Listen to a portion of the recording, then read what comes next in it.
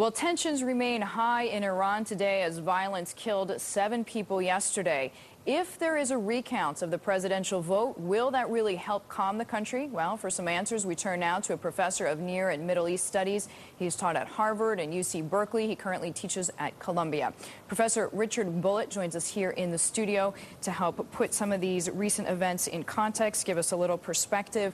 Thanks so much for coming in, Professor. We've been dealing with our reporter on the phone from Tehran, and she's been reporting on the violence in the streets. We'll just start with that first question. If there is a recount, will that calm the citizenry?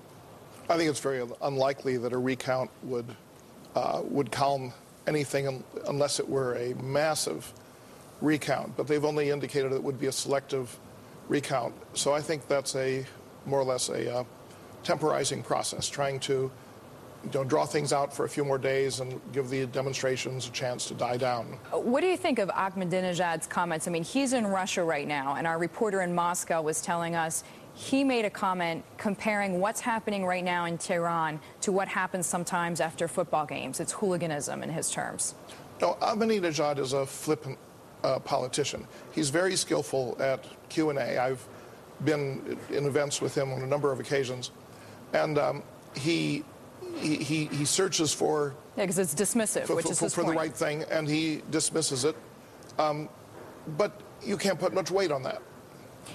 Where is Mousavi right now, do you think? Mousavi is in Tehran, so far as anyone knows. Whether he is free to move about, he certainly was yesterday. There has been some talk about leaders being put in detention, but I haven't heard anything specifically about him.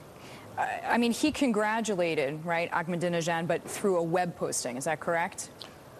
I have read that, yes.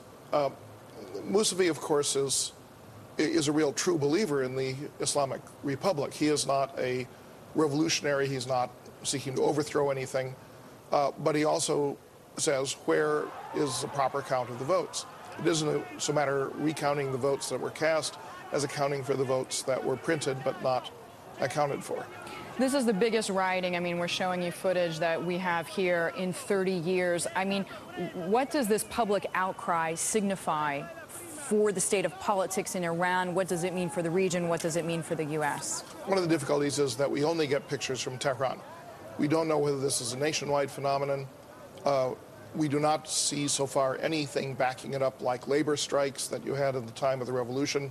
So it's possible that this could be dismissed as a generational outburst by young people who voted, did not win, are taking their discontent to the streets. I think it's a little heavier than that, but my guess is that that there will be steps taken that will step down the demonstrations. In the longer run, the conflict between the Ahmadinejad people and this youth vote contingent and the women is a serious one, and if the clash is not a decisive one now, it doesn't mean it's going to go away. It'll come again in the next election or even before then. All right. We thank you so much, Professor. Professor Richard Bulliet is a professor of history at Columbia University's Middle Eastern Institute.